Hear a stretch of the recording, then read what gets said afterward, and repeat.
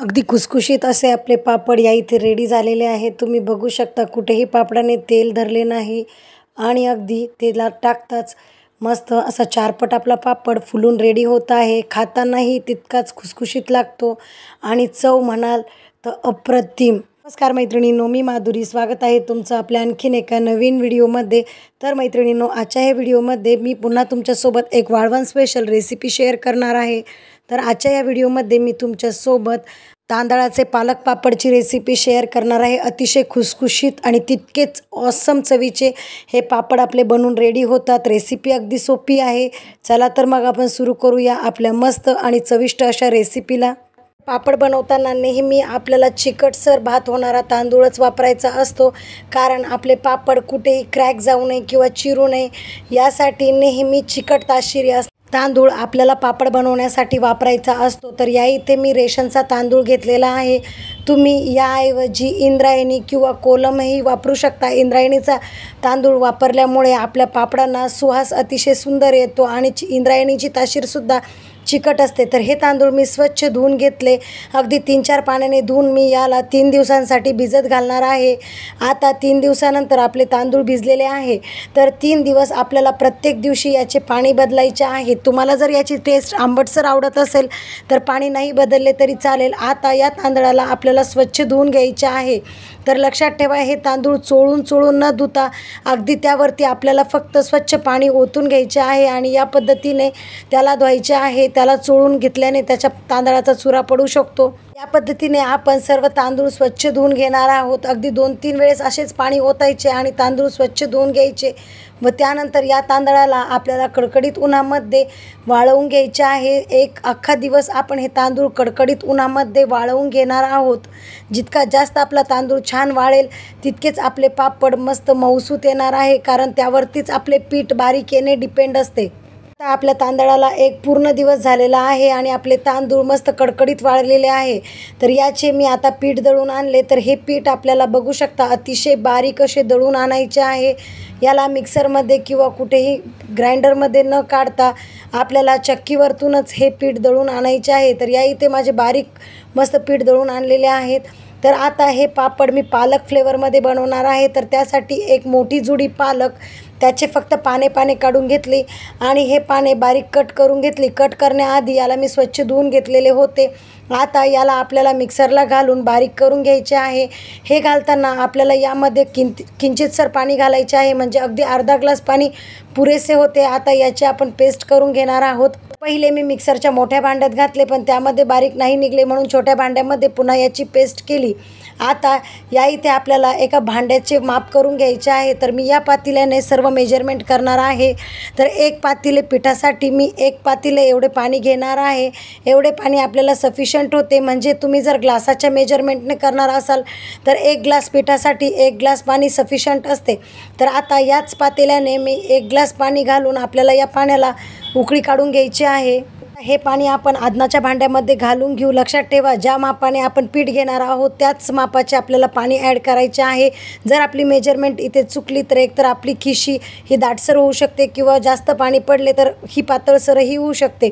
तर हे पाणी आता आपण गरम करायला ठेवून देणार आहोत। पाणी आपले थोडेसे कोमट झाले की यामध्ये आपल्याला जो बारीक करून घेतलेला पालक होता तो ॲड करून घ्यायचा आहे व त्यानंतर आपण यामध्ये बाकीचेही मसाले ॲड करून घेऊ। तर यामध्ये मी 1 पोहे खाण्याचा चमचा भरून आपल्याला यामध्ये फुलसोडा ॲड करायचा आहे, म्हणजेच फुलसोडा म्हणजेच पापडखार। त्यानंतर 2 चमचे एवढे तीळ आणि चवीनुसार मीठ ॲड करायचे व त्यानंतर 2 चमचे एवढे ओवा जिऱ्याची पूड आपल्याला घालून घ्यायची आहे। ओवा जिऱ्याची पूडच करून घालायची, कारण मग ओवा जिरा अखंड घातलं तर त्यामुळे आपले पापड फाटण्याची शक्यता असते। आता आपल्याला याला दणकून उकळून घ्यायचे। यामध्ये मी खाण्याचा सोडा घालायची विसरले होते, तर आता तो ॲड केला, म्हणजे यामध्ये आपल्याला 1 चिमूट एवढा खाण्याचा सोडा ॲड करून घ्यायचा आहे।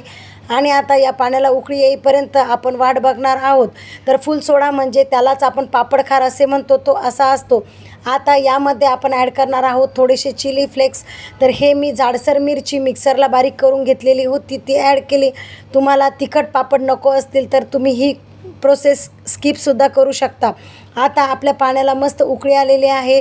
आता आपल्याला यामध्ये आपले पीठ ॲड करून घ्यायचे आहे। तर 1 पातेले पाणी आणि 1 पातेले पीठ मी यामध्ये ॲड केले, पण माझ्या पातेल्याची साईज थोडीशी छोटी झाल्यामुळे पीठ दाटायला सुरुवात झाली। मग याला मी मोठ्या पातेल्यामध्ये ट्रान्सफर करून घेतले।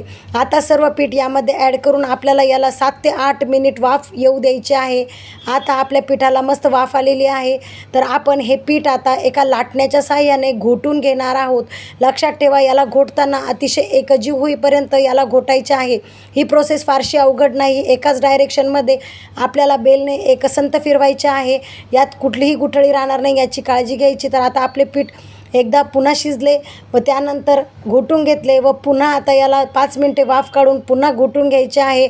हेच आपल्याला 3दा रिपीट करायचे आहे। म्हणजे पहिल्यांदा 10 मिनिटे आपल्याला या पिठाला वाफ येऊ द्यायची, पुन्हा घोटायचे, पुन्हा त्यावरती झाकण ठेवायचं, पुन्हा 10 मिनिटं वाफ येऊ द्यायची, पुन्हा झाकण काढायचे, पुन्हा घोटायचे आणि पुन्हा झाकण ठेवून 5 मिनिटं वाफवायचे। अशीच प्रोसेस आपल्याला 3दा रिपीट करायची आहे। तर आता जवळजवळ आपले पीठ 20 ते 25 मिनिटे शिजलेले आहे आणि याला मस्त अशी वाफ आलेली आहे। पिठात कुठलाही गुठळा राहिलेला नाही। तर आता आपल्याला या पिठाला एका पॉलिथिनमध्ये ट्रान्सफर करून घ्यायचे आहे आणि पुन्हा याला एकजीव होईपर्यंत मळून घ्यायचे आहे। जर चुकून 1-2 गुठळी राहिली तरी या पद्धतीने मळून घेतल्यावर त्या गुठळ्या मोडून जातात। पीठ आपल्याला अगदी एकजीव होईपर्यंत मळून घ्यायचे आहे। मी या इथे कॅरी बॅग वापरली, कारण कॉटनच्या कपड्यामध्ये जर आपण हे पीठ लावले किंवा टाकले तर त्यामुळे हे पीठ त्या कपड्याला चिटकते व लवकर थंडगार होते। तर हे पीठ मळून घेतले व त्यानंतर याचे हाताला तेल लावून या पद्धतीने छोटे छोटे गोळे केले व आपल्याला हे पापड प्लास्टिकच्या शीटवरती बनवायचे आहे।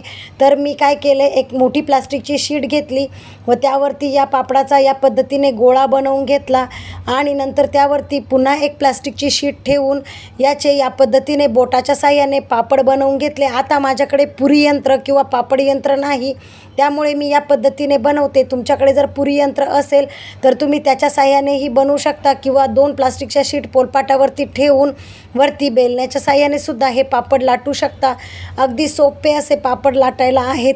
पद्धतीने जरी केले तर आपण एका तासामध्ये जवळजवळ 100 ते 125 पापड बनवू शकतो। अगदी एकट्या जरी तुम्ही हे पापड बनवत असाल तरीही अगदी झटपट हे पापड बनवून रेडी होतात। मी ज्या पद्धतीने प्रोसेस सांगितली आणि जे मेजरमेंट सांगितले ते मेजरमेंट फॉलो करत जर तुम्ही हे पापड बनवले तर अतिशय चकचकीत सुंदर असे आपले पापड रेडी होणार आहे। तर माझे संपूर्ण पापड रेडी झालेले आहे।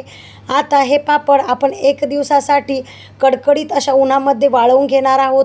जवळजवळ मी 2 दिवस हे पापड कडकडीत उन्हामध्ये वाळवून घेतले। पापड जितका जास्त वाळेल तितका आपला पापड खमंग होतो आणि जास्त दिवस टिकतो, म्हणजे त्याला कुठेही अळई जाळई लागत नाही। शक्य नसल्यास तुम्ही दिवससुद्धा हा पापड वाळवू शकता, पण लक्षात ठेवा, उन्हाळी वाळवण जितके जास्त वाळेल तितके ते जास्त दिवस टिकते। त्याला कुठलीही स्मेल येत नाही किंवा त्याला कुठेही आळं लागत नाही। तर ही गोष्ट नेहमी लक्षात ठेवायची। हाच पदार्थ नाही तर कुठलाही वाळवणाचा पदार्थ वाळवताना त्याला कुठेच कसूर ठेवायचा नाही। आता आपण हे पापड तळून घेणार आहोत, म्हणजेच मी हे पापड तुम्हाला तळून दाखवते की किती सुंदर आपले पापड रेडी होतात। तर कढईमध्ये तेल मस्त कडकडीत गरम करून घेतले व त्यामध्ये हे पापड मी तळून घेत आहे। तर तुम्ही बघू शकता, पापड आपले तेलात टाकता क्षणी अगदी दुप्पट असे झालेले आहे। अतिशय सुंदर असे हे पापड रेडी होतात। त्याचबरोबर कुठेही हे पापड तेल धरत नाही किंवा आपले पापड बघता क्षणी आपल्याला समजून येते की किती खुसखुशीत आपले पापड रेडी झालेले आहे। या इथे माझे संपूर्ण पापड तळून रेडी झालेले आहे। तुम्ही बघू शकता, अतिशय सुंदर असे बबल्स आपल्या पापडांवरती आलेले आहे। हीच आपली परफेक्ट पापड बनण्याची निशाणी आहे। तर तुम्ही बघू शकता किती मस्त आणि सुंदर असे आपले पापड रेडी झालेले आहेत। तर मैत्रिणींनो, तुम्हाला माझी आजची ही रेसिपी कशी वाटली हे मला कमेंट सेक्शनमध्ये नक्की सांगा। त्याचबरोबर माझ्या अशा नवनवीन रेसिपीजसाठी माझ्या माधुरीज रेसिपीज अँड ब्लॉग चॅनलला नक्की सबस्क्राईब करा। पुन्हा भेटूया अशाच एका मस्त खमंग आणि रुचकर रेसिपीसोबत। तोपर्यंत बाय, टेक केअर।